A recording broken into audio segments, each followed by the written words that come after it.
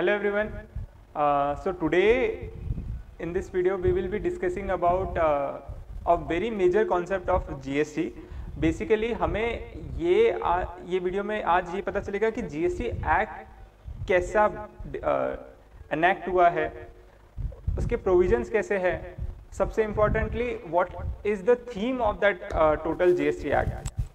So basically आप अगर एक बात समझिए, जीएसटी एक्ट में ना स्पेसिफिकली केवल और केवल सिर्फ 2 क्वेश्चंस है, ओनली 2 क्वेश्चंस. कोई भी क्लाइंट, कोई भी एसएससी, कोई भी पर्सन अगर उसको जीएसटी एक्ट के बारे में कोई भी चीज़ जाननी है या फिर जीएसटी एक्ट अप्लीकेबल है या नहीं ये पता करना है, तो सबसे पहला क्वेश्चन एक ही आएगा कि वेदर जीएसटी क्या मुझे भरना पड़ेगा.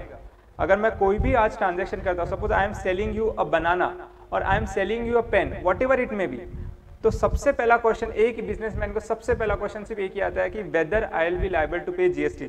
सो in this case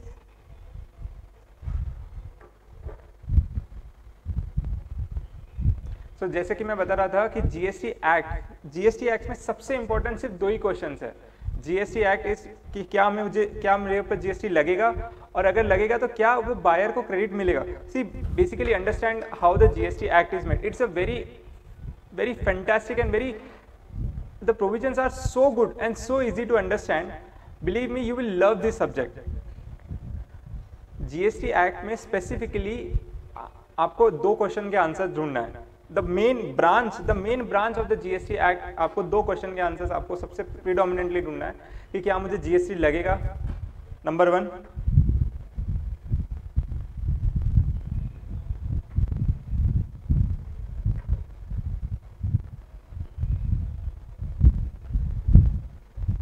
whether I would be liable to pay GST. And the second question, which is a very predominant question, whether the buyer would receive the credit of the tax paid. आप ये बात समझिए, GST में केवल और केवल main question सिर्फ ये 2 ही है. आफ्टर दैट ये एक बार ये 2 क्वेश्चन का आंसर निकलता है, तो सबसे पहले we need to determine what is the value on which GST is to be calculated.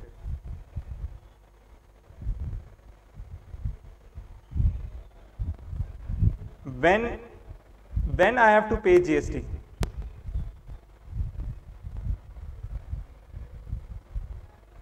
Which means time of supply. Number 3, where I will be liable to pay GST.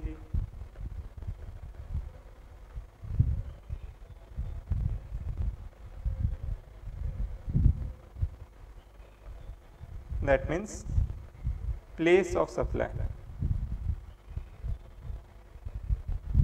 So अब मेरे पास एक बार वापस मैं आपको पूरा ये बताता हूँ. जीएसटी एक्ट में 2 क्वेश्चंस.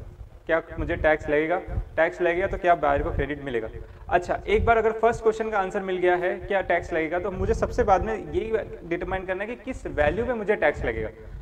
एक बार वैल्यू डिटरमाइन हो गई, अच्छा मुझे कब टैक्स पे करना पड़ेगा ये भी डिटरमाइन हो गया कि भाई अगर इनवॉइस रेज करने के टाइम पे टैक्स पे करना पड़ेगा, या फिर जब मुझे कैश उस ट्रांजैक्शन का कैश मिलेगा तब मुझे जीएसटी पे करना पड़ेगा. When I will be liable to pay GST, time of supply.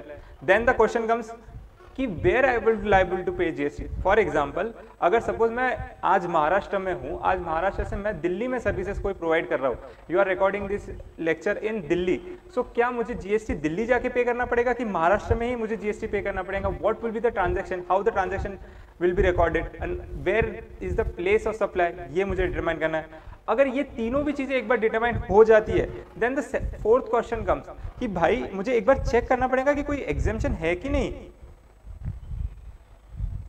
क्योंकि कुछ सर्टन ट्रांजैक्शन के केस में exemptions are available by the government. जैसे फॉर एग्जांपल एग्रीकल्चरल गुड्स.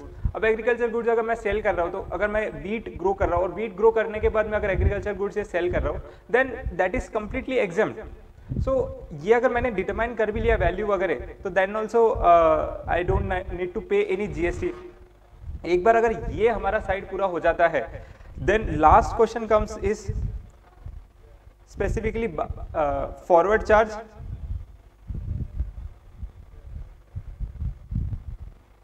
और रिवर्स चार्ज। ये कॉन्सेप्ट इस तरीके से जनरली जीएसटी का मैं कॉन्सेप्ट बताता हूँ। Forward do mean by forward charge and what do mean by reverse charge. Forward charge का मतलब होता है कि indirect taxation is specifically when the there is a chain of transaction. यहाँ पे एक पर्सन है, this person is a manufacturer, it manufacture the goods and supply to a distributor. So ये डिस्ट्रीब्यूटर है, ये डिस्ट्रीब्यूटर फिर आगे एक रिटेलर को सप्लाई करेगा और रिटेलर फिर आगे कंज्यूमर को सप्लाई करेगा। So in this case the manufacturer will collect 100 plus 10, ठीक है, the distributor will collect 112 plus 11, then the retailer will collect 121 plus 12. So in this case what is happening is, अगर आप ध्यान से देखोगे यहाँ पे मैन्युफैक्चरर 10 रुपए कलेक्ट कर रहा है और ये सीधा गवर्नमेंट को दे रहा है। देन यहाँ पे डिस्ट्रीब्यूटर 11 रुपए कलेक्ट कर रहा है और ये भी सीधा गवर्नमेंट को दे रहा है। This is government, Modi government.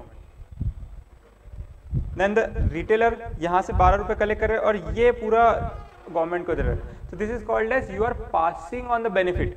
And here the seller, who is the seller, this is the seller manufacturer, then he will be liable to pay GST in forward charge. अगर जब सेलर की लाइबिलिटी है government को pay करने की, then in this case forward charge. In case where the buyer himself, अगर मैं यही डायग्राम में अगर स्पेसिफिकली अगर मैं डिटरमाइन करूं,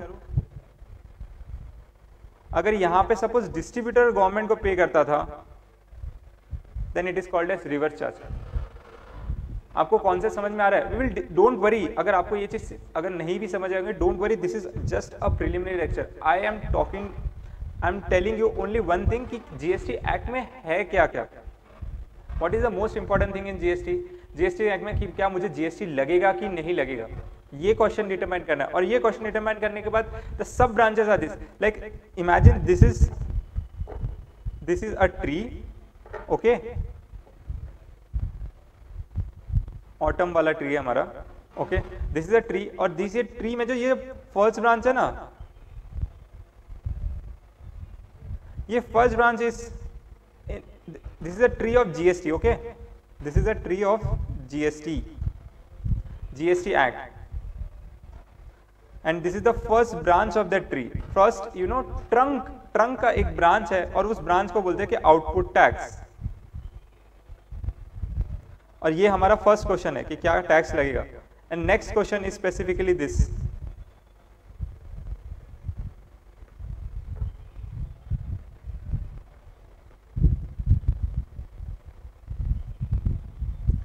input tax. Now we are seeing कि एक बार अगर हमारा जीएसटी आउटपुट साइड कंफर्म हो गया, then we will come to know कि भाई इनपुट टैक्स जो मैंने टैक्स पे किया है, जो डिस्ट्रीब्यूटर ने जो 10 रुपए यहाँ इस एग्जांपल में पे किए थे, क्या वो डिस्ट्रीब्यूटर को 10 रुपए का क्रेडिट मिलेगा कि नहीं मिलेगा? क्योंकि क्या होता है कि इनडायरेक्ट टैक्सेस में the tax you will pay, तो अल्टीमेटली क्या हो रहा है कि यहाँ पे जो 10 रुपए ये डिस्ट्रीब्यूटर पे कर रहा है, 10 रुपए will take as a credit. यहाँ पे ultimate liability to pay of distributor is 11 रुपए, उसने पहले ही 10 रुपए अपने खाते में जमा कर लिए, अब उसको नेट सिर्फ 1 रुपए पे करना है। सो इन दिस केस स्पेसिफिकली ये चीज बोल रहा है कि इसे जो 10 रुपए का ये जो अमाउंट मिल रहा है ना इसके खाते में, इलेक्ट्रॉनिक क्रेडिट लेजर जो गवर्नमेंट के पास पहले से जमा है सबका, ई क्रेडिट लेजर जिसे बोलते हैं, तो क्या इस 10 रुपए जो उसने पे करे, क्या उसका क्रेडिट उसे मिलेगा कि नहीं मिलेगा, सबसे इंपॉर्टेंटली, और इसे कहते हैं input tax credit. In this case ये जो सेकंड ब्रांच है वो जीएसटी का सिर्फ यही है कि क्या मुझे इस टैक्स का क्रेडिट मिलेगा कि नहीं मिलेगा। इसी के ऊपर सबसे बड़ा गवर्नमेंट का कंट्रोल है। एक बार अगर ये डिटरमाइन हो गया कि टैक्स लग गया, और टैक्स लगने के बाद नेक्स्ट ये भी मेरे को डिटरमाइन करना है कि क्या मुझे as a buyer, I am a seller, आप एज अ बायर, क्या बायर को आपको क्रेडिट मिलेगा कि नहीं मिलेगा। हियर कम्स द क्वेश्चन कि भाई what is the eligibility. Eligibility सबसे पहले डिटरमाइन करते हैं कि एलिजिबिलिटी ऑफ टेकिंग आईटीसी, और उसके बाद में गवर्नमेंट ने तो स्पेसिफिकली एक सेक्शन ही डिटरमाइन किया है, सेक्शन 17(5), जहां पे स्पेसिफिकली बोला है कि भैया ये परचेस तुम अगर बिजनेस के लिए भी करोगे तो भी तुम्हें क्रेडिट नहीं मिलेंगे। Are you understanding? Section 17(5) which is specifically talking about block credit.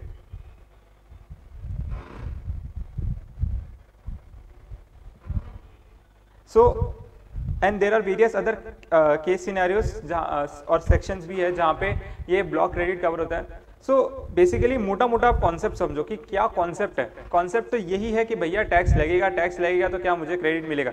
एक बार ये डिटरमाइन करने के लिए मुझे 3 चीजें डिटरमाइन करनी है। एक बार ये डिटरमाइन हो गया, फिर उसके बाद में नेक्स्ट 3-4 चीजें जो मुझे डिटरमाइन करनी है कि भाई कौन सी वैल्यू पे टैक्स लगेगा, वैल्यू पे मिलने के बाद क्या उसका टाइम ऑफ सप्लाई, कब मुझे टैक्स पे करना पड़ेगा, कहाँ मुझे टैक्स पे करना पड़ेगा, और सबसे मोस्ट इंपॉर्टेंट चीज क्या कोई एग्जाम्पशन है या नहीं है। एग्जाम्पशन नहीं है तो मुझे पूरा टैक्स पे करना ही पड़ेगा और बाहर से कलेक्ट करके पूरा मुझे टैक्स पे करना पड़ेगा।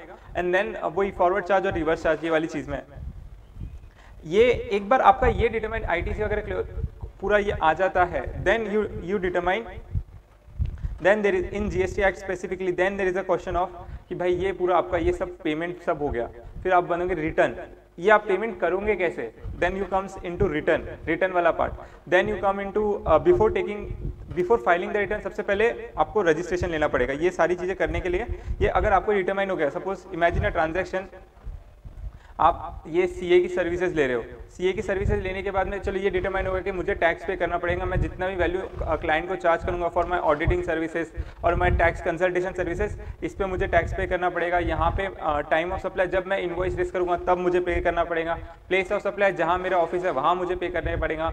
उसके बाद में ये मेरा फॉरवर्ड, मुझे कोई एग्जाम्पशन है ही नहीं, मुझे एग्जाम्पशन नहीं है, मुझे फॉरवर्ड चार्ज में पे करना पड़ेगा, मतलब बायर के ऊपर कोई टेंशन नहीं है। नेक्स्ट आईटीसी, हाँ आईटीसी मिल जाएगा। आईटीसी कब मिलेगा? जब मैं गवर्नमेंट को पे करूंगा तो बायर को आईटीसी मिल जाएगा। अब मुझे सबसे पहले डिटरमाइन करना है कि अब मुझे रजिस्ट्रेशन लेना है।